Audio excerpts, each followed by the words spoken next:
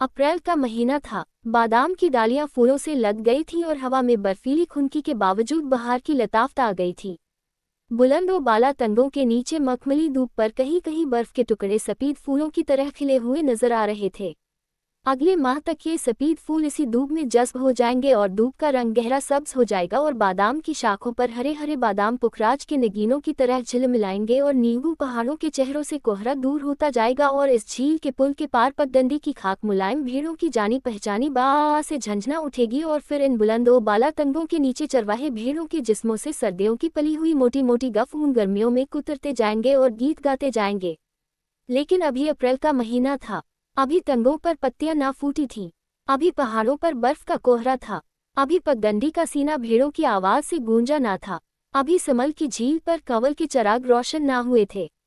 झील का गहरा सब्ज पानी अपने सीने के अंदर उन लाखों रूपों को छुपाए बैठा था जो बहार की आमद पर यकायक उसकी सतह पर एक मासूम और बेलौस हंसी की तरह खिल जाएंगे।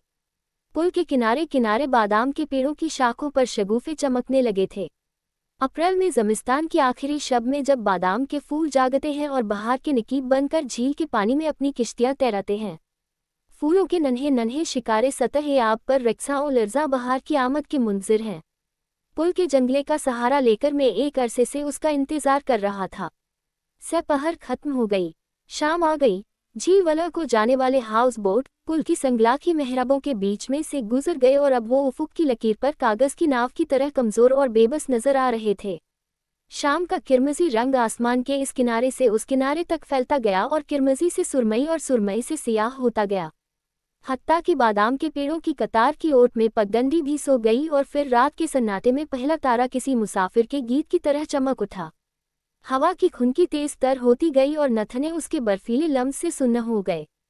और फिर चांद निकल आया और फिर वो आ गई, तेज तेज कदमों से चलती हुई, बल्कि पगडंडी के ढलान पर दौड़ती हुई। वो बिल्कुल मेरे करीब आके रुक गई। उसने आहिस्ता से कहा, हाय। उसकी सांस तेजी से चल रही थी, फिर रुक जाती, फिर तेजी से चलने लगती।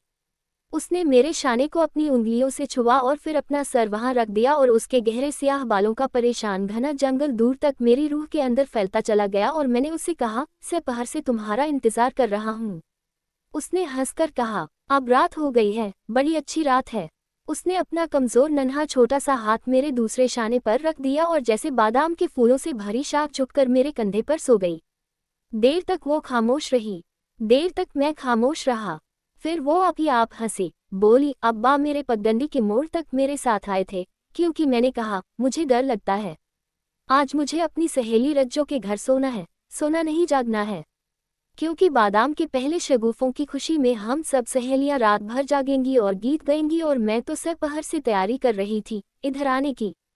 लेकिन धान साफ करना था और कपड़ों का ये जोड़ा जो कल धोया था आज सूखा ना था। उसे आग पर सुखाया और अम्मा जंगल से लकड़ियां चुनने गई थी, वो अभी आई ना थी और जब तक वो ना आती मैं मक्की के भुट्टे और खुश्क खुबानियां और जरवालो तुम्हारे लिए कैसे ला सकती हूँ। देखो ये सब कुछ लाई हूँ तुम्हारे लिए। हाय तुम सचमुच खफा खड़े हो, मेरी तरफ देखो, मैं आ गई हूँ। आज पूरे चांद की रात है, आओ किनारे लगी हुई कश्ती खोलें और झील की सैर करें। उसने मेरी आंखों में देखा और मैंने उसकी मोहब्बत और हैरत में गुम पुतलियों को देखा जिनमें उस वक्त चांद चमक रहा था और ये चांद मुझसे कह रहा था, जाओ कश्ती खोल के झील के पानी पर सैर करो। आज बादाम के पीले शगुफों का मुसर्रत भरा त्योहार है। आज उसने तुम्हारे लिए अपनी सहेलियों, अपने अब्बा, अपनी नन्ही बहन और अपने बड़े भाई सबको फ्रेब में रखा है क्योंकि आज पूरे चांद की रात है और बादाम के सफेद खुश्क शगुफे बर्फ के गालों की तरह चारों तरफ फैले हुए हैं और कश्मीर के गीत उसकी छातियों में बच्चे के दूध की तरह उमड़ आए हैं। उसकी गर्दन में तुमने मोतियों की ये सत लड़ी देखी, ये सुर्ख सत लड़ी उसके गले में डाल दी और उससे कहा, तो आज रात भर जागेगी। आज कश्मीर की बहार की पहली रात है। आज तेरे गले में कश्मीर के गीत यूं खिलेंगे जैसे चांदनी रात में जाफरान के फूल खिलते हैं। ये सुर्ख सत लड़ी पहन ले। चांद ने ये सब कुछ उसकी हैरान पुतलियों से झांक के देखा, फिर यकायक कहीं किसी पेड़ पर एक बुलबुल नगमासरा हो उठी और कश्तियों में चिराग झिलमिलाने लगे और तंगों से परे बस्ती में गीतों की मध्यम सदा बुलंद हुई। गीत और बच्चों के कहा-कहे और मर्दों की भारी आवाज़ें और नन्हे बच्चों के रोने की मीठी सदाएं और छतों से जिंदगी का आहिस्ता आहिस्ता सुलगता हुआ धुआं और शाम के खाने की महक, मछली और भात और कड़म के साग का नरम नमकीन और लतीफ़ जायका और पूरे चांद की रात का बहार आफरी जोबन। मेरा गुस्सा धुल गया, मैंने उसका हाथ अपने हाथ में ले लिया और उससे कहा, आओ चले झील पर। पुल गुजर गया, पगडंडी गुजर गई, बादाम के दरख्तों की कतार खत्म हो गई। तल्ला गुजर गया। अब हम झील के किनारे किनारे चल रहे थे। झाड़ियों में मेढक बोल रहे थे। मेढक और झींगुर और बीनरे, उनकी बेहंगम सदाओं का शोर भी एक नगमा बन गया था। एक ख्वाबनाक सिम्फनी और सोई हुई झील के बीच में चांद की कश्ती खड़ी थी। साकिन चुपचाप, मोहब्बत के इंतजार में, हजारों साल से इसी तरह खड़ी थी। मेरी और उसकी मोहब्बत की मुंतज़िर, तुम्हारी और तुम्हारे महबूब की मुस्कुराहट की मुंतज़िर, इंसान के इंसान को चाहने की आरज़ू की मुंतज़िर। ये पूरे चांद की हसीन पाकीज़ा रात किसी कुंवारी के बेछुए जिस्म की तरह मोहब्बत के मुकद्दस लम्स की मुंतज़िर है। कश्ती खूबानी के एक पेड़ से बंधी थी, जो बिल्कुल झील के किनारे उगा था। यहाँ पर ज़मीन बहुत नरम थी और चांदनी पत्तों की ओट से छनती हुई आ रही थी और मेढक हौले हौले गा रहे थे और झील का पानी बार बार किनारे को चूमता जाता था और उसके चूमने की सदा बार बार हमारे कानों में आ रही थी। मैंने दोनों हाथ उसकी कमर में डाल दिए और उसे जोर जोर से अपने सीने से लगा लिया। झील का पानी बार बार किनारे को चूम रहा था। पहले मैंने उसकी आंखें चूमी और झील की सतह पर लाखों कंवल खिल गए। फिर मैंने उसके रुखसार चूमे और नर्म हवाओं के लतीफ झोंके यकायक बुलंद होके सदाहा गीत गाने लगे। फिर मैंने उसके होंठ चूमे और लाखों मंदिरों, मस्जिदों और कलीसाओं में दुआओं का शोर बुलंद हुआ और ज़मीन के फूल और आसमान के तारे और हवाओं में उड़ने वाले बादल सब मिलके नाचने लगे। फिर मैंने उसकी ठोड़ी को चूमा और फिर उसकी गर्दन के पेचो खम को, और कंवल खिलते खिलते सिमटते गए कलियों की तरह और गीत बुलंद हो के मध्यम होते गए और नाच धीमा पड़ता पड़ता रुक गया। अब वही मेढक की आवाज़ थी, वही झील के नर्म नर्म बोसे और कोई छाती से लगा सिसकियां ले रहा था। मैंने आहिस्ता से कश्ती खोली। वो कश्ती में बैठ गई। मैंने चप्पू अपने हाथ में ले लिया और कश्ती को खींचकर झील के मरकज में ले गया। यहाँ कश्ती आप ही आप खड़ी हो गई, ना इधर बहती थी ना उधर। मैंने चप्पू उठाकर कश्ती में रख लिया। उसने पोटली खोली, उसमें से जरवालो निकालकर मुझे दिए। खुद भी खाने लगी। जरवालो खुशक थे और खट्टे मीठे। वो बोली, ये पिछली बार के हैं। मैं जरवालो खाता रहा और उसकी तरफ देखता रहा। वो आहिस्ता से बोली, पिछली बहार में तुम ना थे। पिछली बहार में मैं ना था और जरवालों के पेड़ फूलों से भर गए थे और जरा सी शाख हिलाने पर फूल टूटकर सतह ज़मीन पर मोतियों की तरह बिखर जाते थे। पिछली बहार में मैं ना था और जरवालों के पेड़ फलों से लदे फंदे थे। सब्ज सब्ज जरवालो, सख्त खट्टे जरवालो जो नमक मिर्च लगा के खाए जाते थे और ज़बान सी करती थी और नाक बहने लगती थी और फिर भी खट्टे जरवालो खाए जाते थे। पिछली बहार में मैं ना था और ये सब सब्ज जरवालो पक्के पीले और सुनहरे और सुर्ख होते गए और डाल डाल में मुसर्रत के सुर्ख शगुफे झूम रहे थे और मुसर्रत भरी आंखें, चमकती हुई मासूम आंखें उन्हें झूमता हुआ देखकर रक्सा करने लगती। पिछली बहार में मैं ना था और सुर्ख सुर्ख जरवालो खूबसूरत हाथों ने इकट्ठे कर लिए। खूबसूरत लबों ने उनका ताज़ा रस चूसा और उन्हें अपने घर की छत पर ले जाकर सूखने के लिए रख दिया कि जब ये जरवालो सूख जाएंगे, जब एक बहार गुजर जाएगी और दूसरी बहार आने को होगी तो मैं आऊँगा और उनकी लज्जत से लुत्फ़अंदोज़ हो सकूँगा। जरवालो खा के हमने खुश्क खूबानियाँ खाईं। खूबानी पहले तो बहुत मीठी मालूम ना होती मगर जब दहन के लुआब में घुल जाती तो शहद और शक्कर का मज़ा देने लगती। नर्म नर्म बहुत मीठी है ये, मैंने कहा। उसने एक गुठली को दांतों से तोड़ा और खूबानी का बीज निकाल के मुझे दिया। खाओ, बीज बादाम की तरह मीठा था। ऐसी खूबानियाँ मैंने कभी नहीं खाईं। उसने कहा, ये हमारे आंगन का पेड़ है। हमारे यहाँ खूबानी का एक ही पेड़ है, मगर इतनी बड़ी और सुर्ख और मीठी खूबानियाँ होती है उसकी कि मैं क्या कहूँ। जब खूबानियाँ पक जाती हैं तो मेरी सारी सहेलियाँ इकट्ठी हो जाती हैं और खूबानियाँ खिलाने को कहती हैं। पिछली बिहार में, और मैंने सोचा, पिछली बिहार में मैं ना था, मगर खूबानी का पेड़ आंगन में इसी तरह खड़ा था। पिछली बिहार में वो नाजुक नाजुक पत्तों से भर गया था। फिर उनमें कच्ची खूबानियों के सब्ज और नोकीले फल लगे थे। अभी इन खूबानियों में गुठली पैदा ना हुई थी और ये कच्चे खट्टे फल दोपहर के खाने के साथ चटनी का काम देते थे। पिछली बहार में मैं ना था और फिर इन खूबानियों में गुठलियां पैदा हो गई थी और खूबानियों का रंग हल्का सुनहरा होने लगा था और गुठलियों के अंदर नर्म नर्म बीज अपने जायके में सब्ज बादामों को भी मात करते थे। पिछली बहार में मैं ना था और ये सुर्ख सुर्ख खूबानियाँ जो अपनी रंगत में कश्मीरी दोशीज़ाओं की तरह सबील थीं और ऐसी ही रसदार सब्ज सब्ज पत्तों के झूमरों से झांकती नजर आती थीं। फिर अलहर लड़कियां आंगन में नाचने लगती और छोटा भाई दरख्त के ऊपर चढ़ गया और खूबानियां तोड़ तोड़ कर अपनी बहन की सहेलियों के लिए फेंकता गया। कितनी मीठी थी वो पिछली बहार की रस भरी खूबानियाँ। जब मैं ना था, खूबानियाँ खा के उसने मकई का भुट्टा निकाला। ऐसी सोंधी सोंधी खुशबू थी, सुनहरा सेंका हुआ भुट्टा और करकरे दाने साफ शफ्फाफ मोतियों की सी जला लिए हुए और जायके में बेहद शीरी। वो बोली, ये मिस्री मकई के भुट्टे हैं, बेहद मीठे। मैंने भुट्टा खाते हुए कहा। वो बोली, पिछली फसल के रखे थे, घरों में छिपा के। अम्मा की आंख से ओझल। मैंने भुट्टा एक जगह से खाया। दानों की चंद कतारें रहने दे। फिर उसने उसी जगह से खाया और दानों की चंद कतारें मेरे लिए रहने दे, जिन्हें मैं खाने लगा। और इस तरह हम दोनों एक ही भुट्टे से खाते गए और मैंने सोचा, ये मिस्री मकई के भुट्टे कितने मीठे हैं। ये पिछली फसल के भुट्टे, जब तू थी लेकिन मैं ना था, जब तेरे बाप ने हल चलाया था खेतों में, गोरी की थी, बीज बोए थे, बादलों ने पानी दिया था, जमीन ने सब्ज सब्ज रंग के छोटे छोटे पौधे उगाए थे जिनमें तूने निलाई की थी। फिर पौधे बड़े हो गए थे और उनके सरों पर सरियां निकल आई थीं और हवा में झूमने लगी थी और तू मकई के पौधों पर हरे हरे भुट्टे देखने जाती थी। जब मैं ना था, लेकिन भुट्टों के अंदर दाने पैदा हो रहे थे, दूध भरे दाने, जिनकी नाजुक जिल्द के ऊपर अगर जरा सा भी नाखून लगा जाए तो दूध बाहर निकल आता है। ऐसे नर्म और नाजुक भुट्टे इस धरती ने उगाए थे और मैं ना था। और फिर ये भुट्टे जवान और तवाना हो गए और उनका रस पुख्ता हो गया, पुख्ता और सख्त। अब नाखून लगाने से कुछ ना होता था, अपने नाखून ही के टूटने का एहतिमाल था। भुट्टों की मूंछें जो पहले पीली थी, अब सुनहरी और आखिर में स्याही माइल होती गईं। मकई के भुट्टों का रंग जमीन की तरह भूरा होता गया। मैं जब भी ना आया था और फिर खेतों में खलियान लगे और खलियानों में बैल चले और भुट्टों से दाने अलग हो गए और तूने अपनी सहेलियों के साथ मोहब्बत के गीत गाए और थोड़े से भुट्टे छुपा के और सेक के अलग रख दिए। जब मैं ना था, धरती थी, तकलीफ थी, मोहब्बत के गीत थे, आग पर सिके हुए भुट्टे थे। लेकिन मैं ना था। मैंने मुसर्रत से उसकी तरफ देखा और कहा, आज पूरे चांद की रात को जैसे हर बात पूरी हो गई है। कल तक पूरी ना थी, आज पूरी है। उसने भुट्टा मेरे मुंह से लगा दिया। उसके होठों का गर्म गर्म लम्स अभी तक इस भुट्टे पर था। मैंने कहा, मैं तुम्हें चूम लूं। वो बोली, हश, कश्ती डूब जाएगी।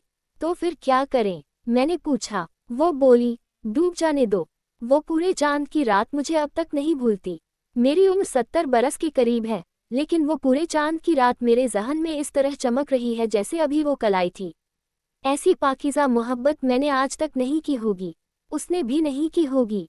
वो जादू, वो कुछ और था, जिसने पूरे चांद की रात को हम दोनों को एक दूसरे से यूं मिला दिया कि वो फिर घर नहीं गई। उसी रात मेरे साथ भाग आए और हम 5-6 दिन मोहब्बत में खोए हुए बच्चों की तरह इधर उधर जंगलों के किनारे, नदी नालों पर, अखरोटों की साए तले घूमते रहे, दुनिया और माफिया से बेखबर। फिर मैंने इसी झील के किनारे एक छोटा सा घर खरीद लिया और उसमें हम दोनों रहने लगे। कोई 1 महीने के बाद में श्रीनगर गया और उससे ये कह के गया कि तीसरे दिन लौट आऊंगा। तीसरे दिन में लौट आया तो क्या देखता हूँ कि वो एक नौजवान से घुल मिल के बातें कर रही है। वो दोनों एक ही रिकाबी में खाना खा रहे थे, एक दूसरे के मुंह में लुक़मे डालते जाते हैं और हंसते जाते हैं। मैंने उन्हें देख लिया, लेकिन उन्होंने मुझे नहीं देखा। वो अपनी मुसर्रत में इस कदर महव थे कि उन्होंने मुझे नहीं देखा।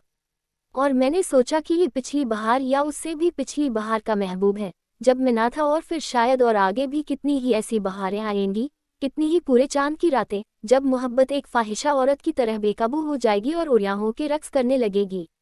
आज तेरे घर में खिज़ा आ गई है, जैसे हर बहार के बाद आती है। अब तेरा यहाँ क्या काम? इसलिए मैं ये सोचकर उनसे मिले बगैर ही वापस चला गया और फिर अपनी पहली बहार से कभी नहीं मिला। और अब मैं 48 बरस के बाद लौट के आया हूँ। मेरे बेटे मेरे साथ हैं।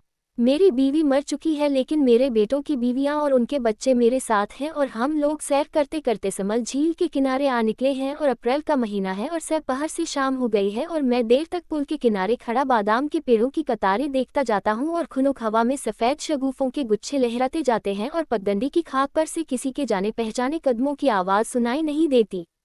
एक हसीन दोशीज़ा लड़की हाथों में एक छोटी सी पोटली दबाए पुल पर से भागती हुई गुजर जाती है और मेरा दिल धक से रह जाता है। दूर पार तंगों से परे बस्ती में कोई बीवी अपने खाविंद को आवाज़ दे रही है। वो उसे खाने पर बुला रही है। कहीं से एक दरवाज़ा बंद होने की सदा आती है और एक रोता हुआ बच्चा यकायक चुप हो जाता है। छतों से धुआं निकल रहा है और परिंदे शोर मचाते हुए एकदम दरख्तों की घनी शाखों में अपने पर फड़फड़ाते हैं और फिर एकदम चुप हो जाते हैं। जरूर कोई मांझी गा रहा है और उसकी आवाज गूंजती गूंजती उफुक के उस पार गुम होती जा रही है। मैं पुल को पार करके आगे बढ़ता हूँ। मेरे बेटे और उनकी बीवियां और बच्चे मेरे पीछे आ रहे हैं। वो अलग अलग टोलियों में बटे हुए हैं। यहाँ पर बादाम के पेड़ों की कतार खत्म हो गई। तल्ला भी खत्म हो गया। झील का किनारा है। ये खूबानी का दरख्त है, लेकिन कितना बड़ा हो गया है। मगर कश्ती, ये कश्ती है। मगर क्या ये वही कश्ती है? सामने वो घर है, मेरी पहली बहार का घर, मेरी पूरे चांद की रात की मोहब्बत। घर में रोशनी है, बच्चों की सदाएं हैं। कोई भारी आवाज में गाने लगता है, कोई बुढ़िया उसे चीख कर चुप करा देती है।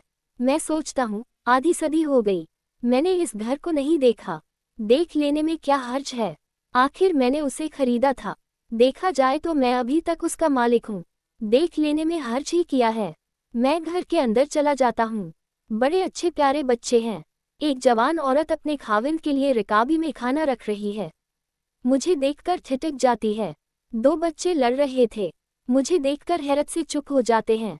बुढ़िया जो अभी गुस्सा में डांट रही थी, थम के पास आके खड़ी हो जाती है, कहती है, कौन हो तुम? मैंने कहा, ये घर मेरा है। वो बोली, तुम्हारे बाप का है। मैंने कहा, मेरे बाप का नहीं है, मेरा है। कोई 48 साल हुए मैंने इसे खरीदा था। बस इस वक्त तो यूं ही मैं इसे देखने के लिए चला आया। आप लोगों को निकालने के लिए नहीं आया हूँ। ये घर तो बस समझिए अब आप ही का है। मैं तो यूं ही, मैं ये कहकर लौटने लगा। बुढ़िया की उंगलियां सख्ती से थम पर जम गईं। उसने सांस जोर से अंदर को खींची। बोली, तो तुम हो? अब इतने बरस के बाद कोई कैसे पहचाने? वो थम से लगी देर तक खामोश खड़ी रही। मैं नीचे आंगन में चुपचाप खड़ा उसकी तरफ देखता रहा। फिर वो आप ही आप हंस दी। बोली, आओ मैं तुम्हें अपने घर के लोगों से मिलाऊं। देखो ये मेरा बड़ा बेटा है। ये इससे छोटा है, ये बड़े बेटे की बीवी है। ये मेरा बड़ा पोता है, सलाम करो बेटा। ये पोती, ये मेरा खाविंद है। शश, उसे जगाना नहीं, परसों से उसे बुखार आ रहा है, सोने दो उसे। वो बोली, तुम्हारी क्या खातिर करूं? मैंने दीवार पर खूंटी से टंगे हुए मकई के भुट्टों को देखा। सेके हुए भुट्टे, सुनहरे मोतियों के से शफ्फाफ दाने। हम दोनों मुस्कुरा दिए। वो बोली, मेरे तो बहुत से दांत झड़ चुके हैं, जो है भी वो काम नहीं करते। मैंने कहा, यही हाल मेरा भी है, भुट्टा न खा सकूंगा। मुझे घर के अंदर घुसते देखकर मेरे घर के अफराद भी अंदर चले आए थे। अब खूब गहमा-गहमी थी। बच्चे एक दूसरे से बहुत जल्द मिलजुल गए। हम दोनों आहिस्ता आहिस्ता बाहर चले आए। आहिस्ता आहिस्ता झील के किनारे चलते गए। वो बोली, मैंने 6 बरस तुम्हारा इंतजार किया, तुम उस रोज क्यों नहीं आए? मैंने कहा, मैं आया था, मगर तुम्हें किसी दूसरे नौजवान के साथ देखकर वापस चला गया था। क्या कहते हो? वो बोली, हाँ तुम उसके साथ खाना खा रही थी, एक ही रिकाबी में, और वो तुम्हारे मुंह में और तुम उसके मुंह में लुक़मे डाल रही थी।